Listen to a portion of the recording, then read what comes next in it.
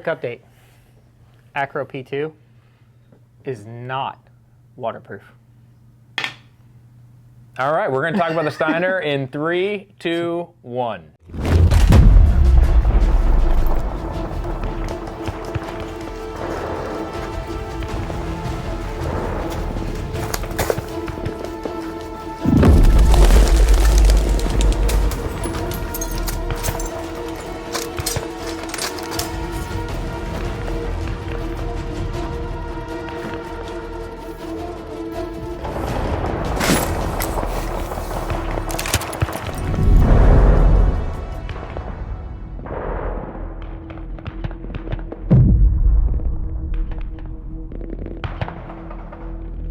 Stalker 3-3 in position. Don't hurry up and take out that fucking spot or we're all dead. Good copy. Stand by.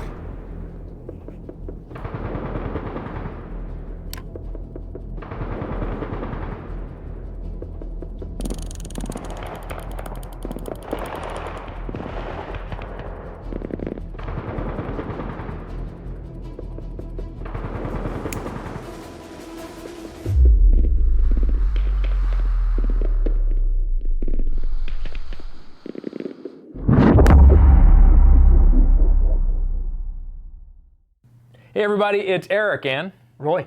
And thanks for checking out another HatchetCast episode. Today we're going to talk about the Steiner T6 XI, or X-Ray India Optic. It's the 2.5 to 15 by 50 model, and we're going to go ahead and just kind of talk about our experiences with it, and we'll go ahead and go with the disclaimer first. Yeah, disclaimer, and also to thank Optics Planet. So this optic was provided to us by Optics Planet, and we thank you for that. So hit down in here, somewhere on the screen, there'll be a discount code that pops up. Somewhere. Point here, and it'll pop up on the other side. So, we did not pay for this optic. It was provided to us by, once again, Optics Planet. Yeah. So we thank you for your support and providing this to us for us to review. Yeah. Real quick, you want to talk about this Acro? So on the disclaimers, we've been talking about having a update or a status on a product that we've done in the past. Over talking again. We're trying to, go ahead. Anyways, so trying to give you guys a different way of providing, for you guys that are just straight on YouTube, that don't follow us on Instagram or anything like that, a way of getting updates without having to do entire videos. Yeah. So myself and one of the guys that we shoot with quite often both purchased our Acro P2s about the exact same time frame, all right? And mine failed first, ended up with moisture in between the glass. So I took it off and soaked it in a bucket full of rice, and the moisture eventually evaporated out of the inside of it. And then my other buddy that had the same issue, his was doing the exact same thing. Was not caught in the rain in mine. I don't believe he was just either. humid. Yeah, just the natural humid atmosphere of Florida. Yeah. So during the summertime. So walking from inside, it was actually on my concealed carry pistol that particular day, walking from inside to outside, noticed that the glass was relatively very foggy, came back inside, pulled it out, cleared the pistol out, did a couple of dry fire reps with it, noticed that the fog didn't go away, tried to wipe it out, and it did not go away. So stayed in there. You can actually see the moisture spots. If you guys do follow us on Instagram, you can see it. Also, IG is a good way of staying up to date on products that we have talked about before in the past. Yeah. So go ahead and hit the like and subscribe button here while you are already watching this video, and it really does help us out. And continue to comment below about your experiences, about the Steiner if you have one, or the Aimpoint Acro P2. Obviously in our enclosed... Acro P2. Aimpoint Acro. Where's the fruit? Where's the fun? Yep. Yeah, so with the 509T, we obviously had moisture in the emitter. The Acro P2 did not at the time. The Steiner MPS did not at the time. So now the Acro P2 has moisture in the emitter, so the Steiner MPS is the last one standing, and that could change. Yep. Just like we said in the video originally, just time will only tell. So let's go ahead and jump right into the Steiner. So the Steiner T6 XI is, let's just break down the aesthetic, how it looks, rule number one.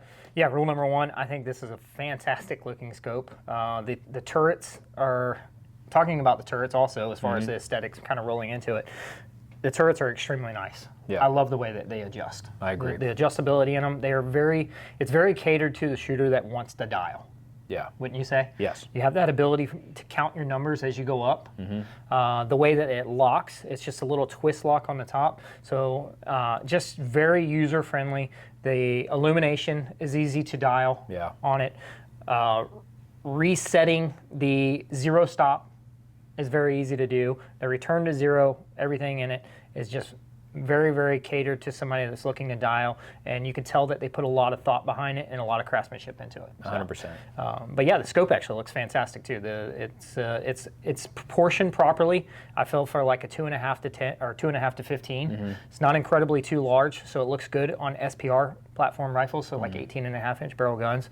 Does not look out of place. Sometimes you see those guys out there, they got like an 18 or 20-inch gun, and they got the Hubble telescope sitting on top of it, and it just looks incredibly weird. With a sunshade. Yeah, with a sunshade. So I think this optic actually looks really, really nice on a special purpose or a DMR style rifle. Yeah. So I mean, I agree. Like I mean, the turret itself also has like these like sharp, instead of like gnarling, it's like a web-looking type of texture on the top of it. So it's super grippy, and it is really, really nice to dial. The locking mechanism in the past, I've used optics where you had to pull up on the turret and then turn it. This one, you actually turn that slip. And it's really nice. Like you don't actually turn the turret when you're trying to unlock it. It stays exactly where it's supposed to be. And what I noticed with the locking mechanism over time, just with use, we typically deal with a lot of, the moisture, the sand, the dust, the grime. Yeah. It didn't ever get to a point in time where it was difficult to turn. Very easy throughout the entire time. Versus sometimes the turrets that you have to kind of pull up, that rubber seal or whatever it is that they kind of. Sometimes it gets stiff and it almost gets stuck, right? Yeah. This was not that way. Yeah. I mean, we've had turrets in the past where you almost try to also push them back down, and then they keep popping back up because there's swelling or whatever in that rubber seal. So yeah, I mean, the turrets themselves look like they were made, and they feel and operate made to dial, made definitely to dial, and that will also kind of play into the reticle, and we'll talk about that here in a little bit. But kind of going back to the zero stop. Super easy. There are some zero stops as far as setting your zero stop. Yeah, you actually were the one that did that. Oh, so gosh. When you set the scope up. There are some that are so just frustrating and confusing. I'm a simpleton, probably the simpleton of simpletons, and to do a zero stop sometimes is like doing rocket scientist or open heart surgery. So like this one was super easy, it was a no-brainer, and made life a lot nicer. Were the tools provided? They were. Okay, because you're the one that set it up, so good. Yep. That's obviously a positive.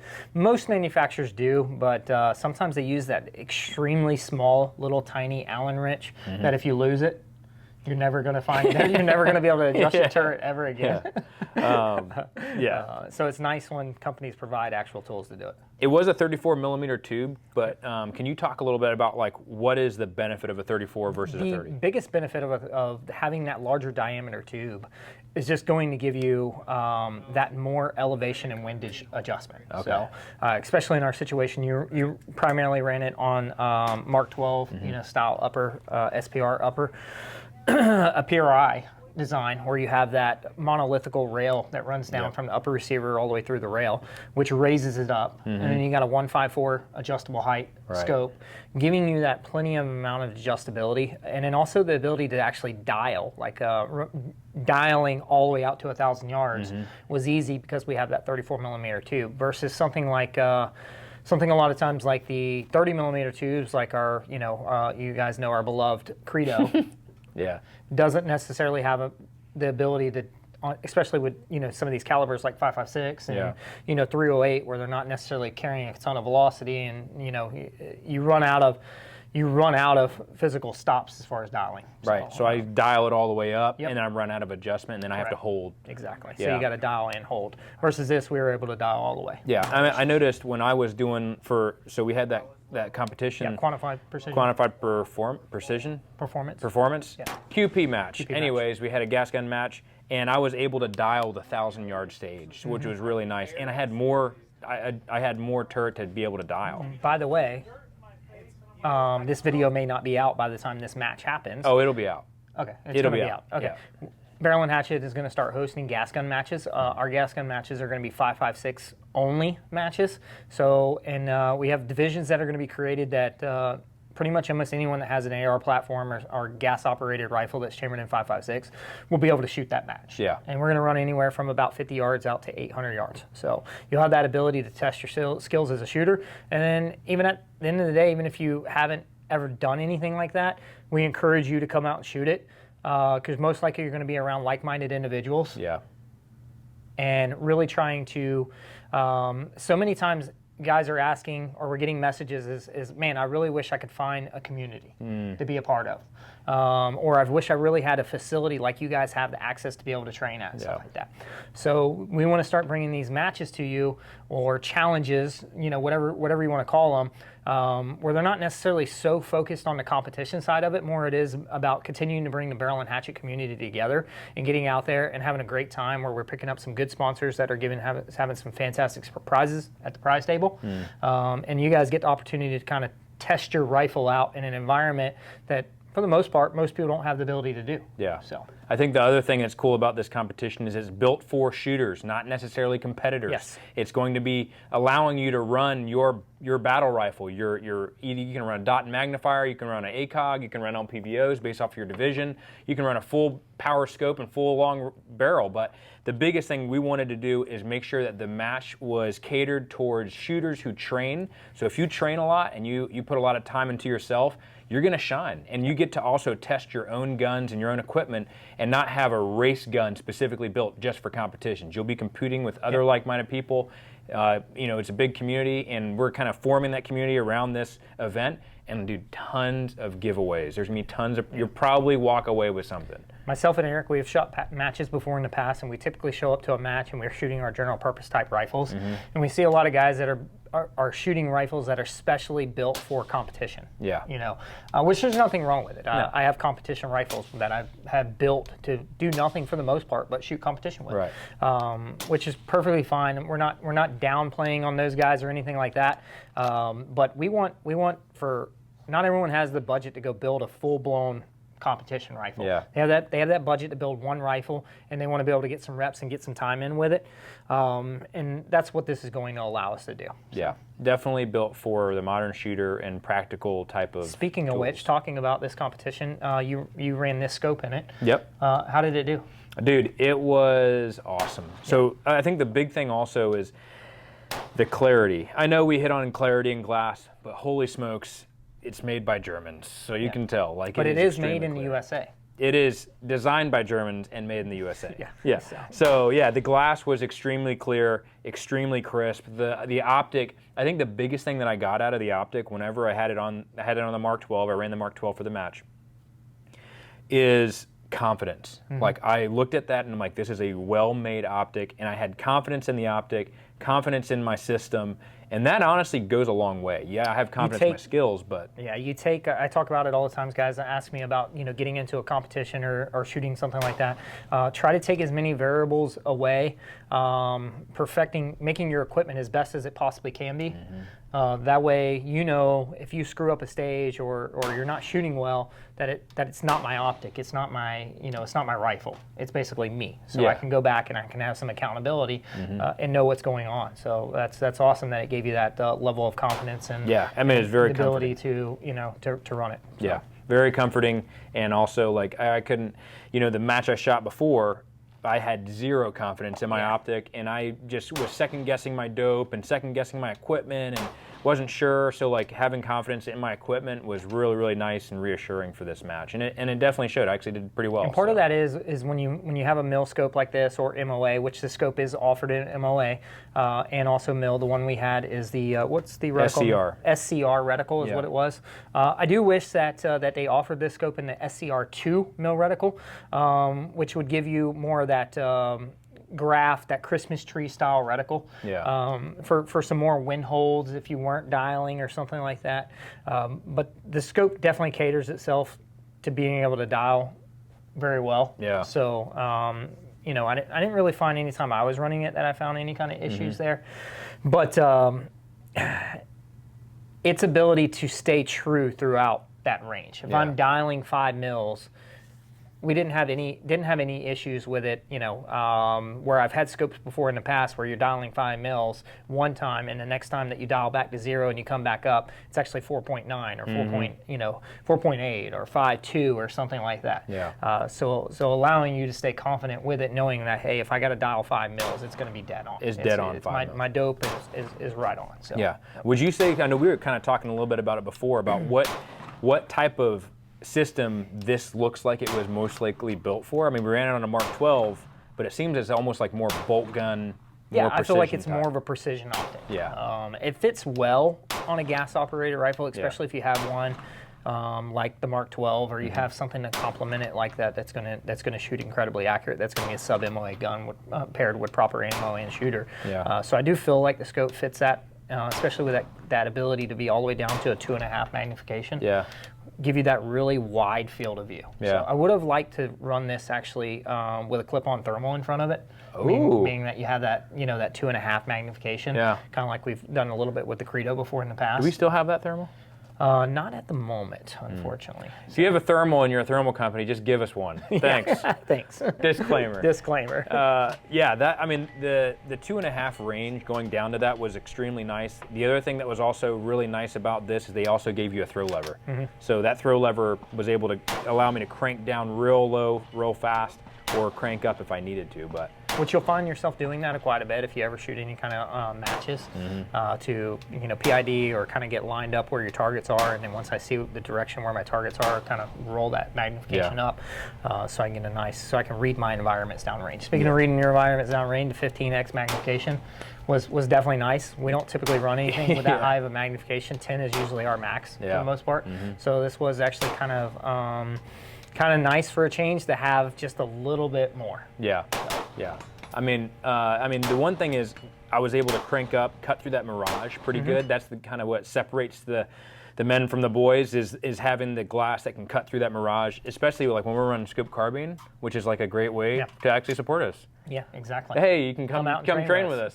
And you may actually get some time behind this optic. Yeah, actually, yeah. You can come out and try it out, see what you think. But yeah, come train with us. As Roy always says, that's the best way to support us. We love seeing you guys and train with you guys, and being able to meet you is super humbling, and it's awesome to train with you guys. So we got red dot pistol, we have night vision classes, we have scope carbine, general purpose rifle, and also the scope carbine would help train you up for that match. Yep. So we work a lot of barricade stuff and help you really dial in your dope, get your information that you need. So how about the weight on this thing?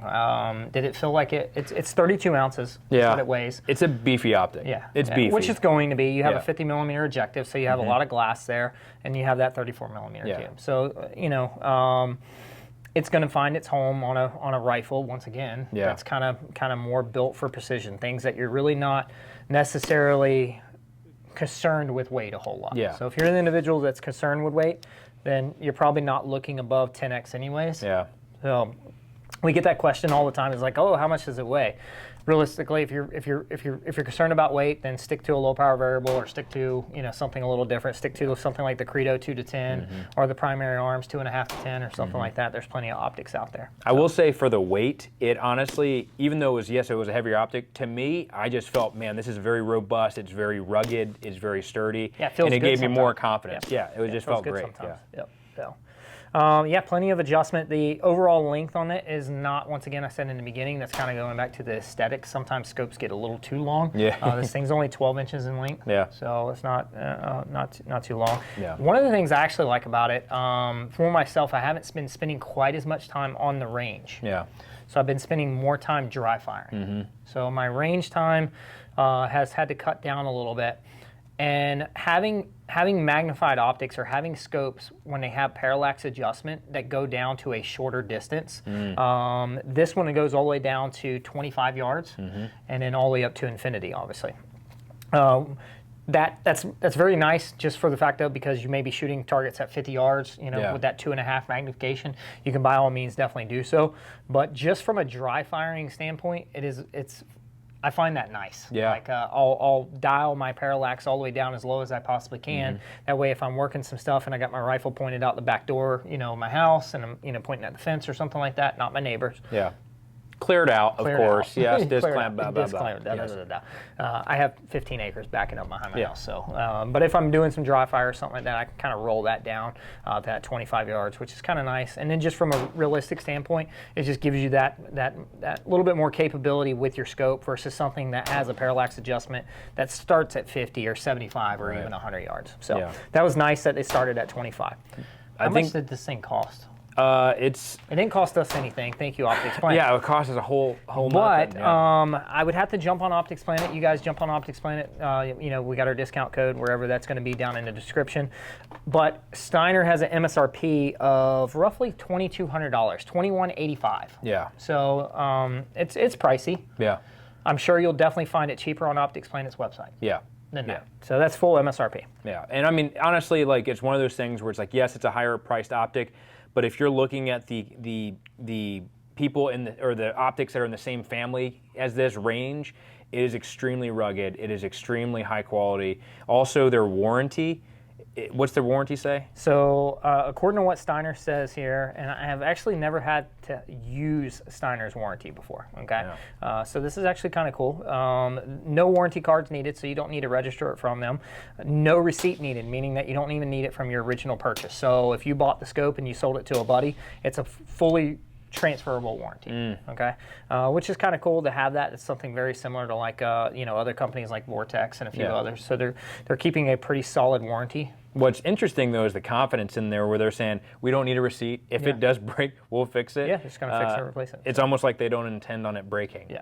So. But yeah, that's the other cool thing about this is it does have a illuminated reticle, and the illuminated reticle, I for a long time was like, it's not that big of a deal until we shot the night match, and the night match, it was like, holy crap! I'm so glad I have an illuminated reticle. Yeah. I haven't ever really used illumination a ton in magnified optics like this because most of your shooting is with an etched reticle during daytime, plenty of daylight out, stuff like that. But you start shooting that low light situation or doing thermal clip-ons in front of it, or extremely low light, shooting a night match or shooting in the dark where your target is at least still illuminated or have the ability to illuminate it. Having that reticle where the entire reticle illuminates is nice. Yeah. Yeah, having that illumination is just helps me see that reticle a lot better. And then also kind of when I go up in that power, I think one thing that, just to hit on this real quick, one thing that a lot of folks do is they'll look at zooming all the way in to be able to hit the target easier. Yeah. Can you talk on that a little bit about what magnification, what we use it for?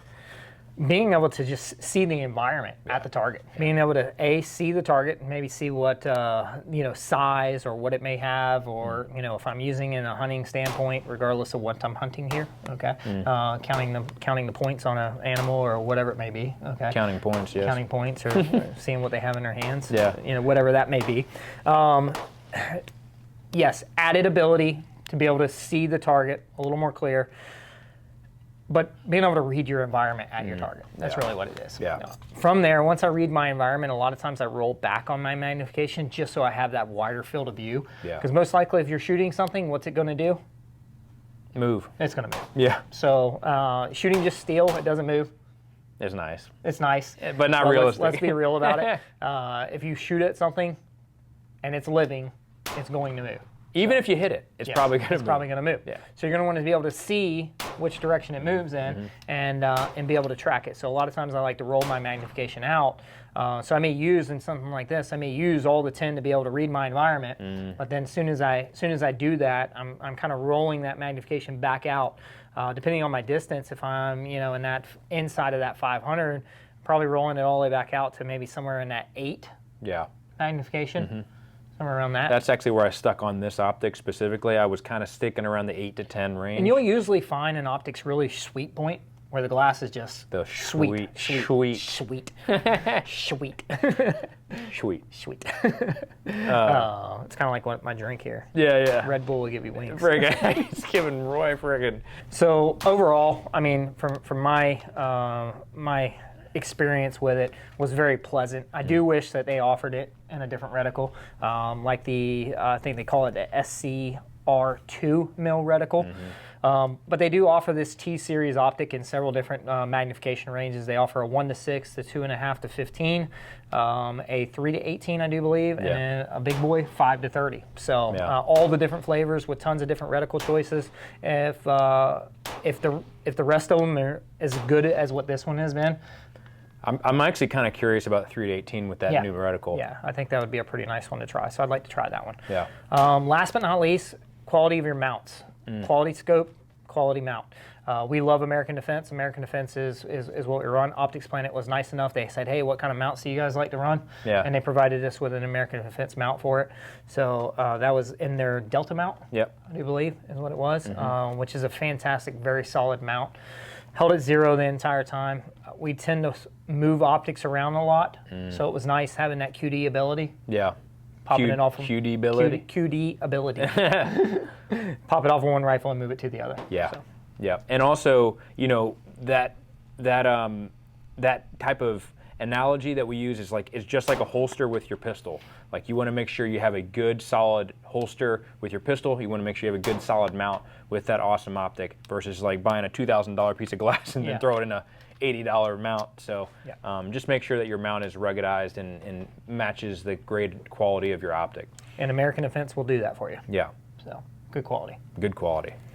But yeah, I mean, as far as our experiences, it's been great. Obviously, as we progress on, and if there's any issues or if it continues to go strong, we'll do another update, whether it's in a disclaimer on another video or post it on Instagram. But we'll continue to keep updating you guys about products that we've reviewed in the past, whether it's good, bad, or ugly.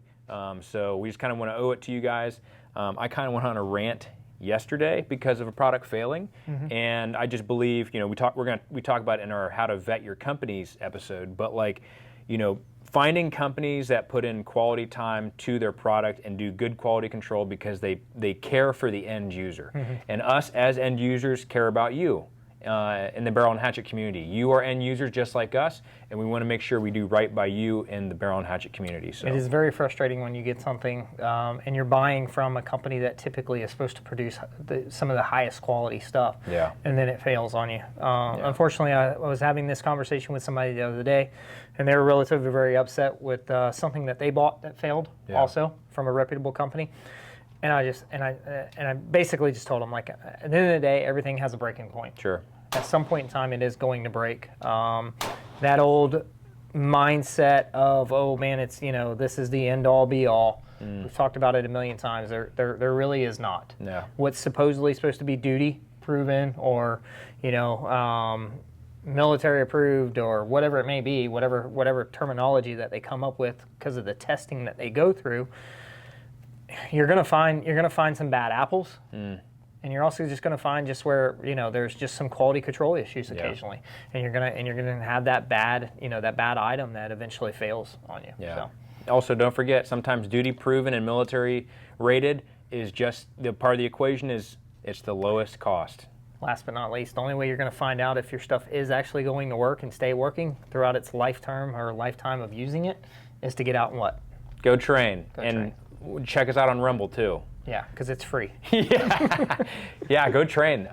Come train with us. We love training with you guys. We are talking about the possibility of us traveling to do classes. I know not everybody can come to Florida, so we're looking at possibly coming out to you guys. I don't feel like leaving. He doesn't leave Plant City, so but we want to make sure that we can help start these communities outside of our community and start Barrel and Hatchet communities where you guys are. So any final words? No. Go out and train. All right, guys, thanks again for checking out another Hatchet Cast episode. If you haven't done so already, please hit the like and subscribe. Also, comment below. Let us know your experiences. And also go check out our Hatchet Cast podcast on Spotify, as well as every video that is on YouTube is also on Rumble. It's free. And then you can also go check any behind the scenes type stuff on Instagram, and we have a private server on Discord, so go check that out. Anyways, go train. We'll see you on the next one. See ya. That was the acro.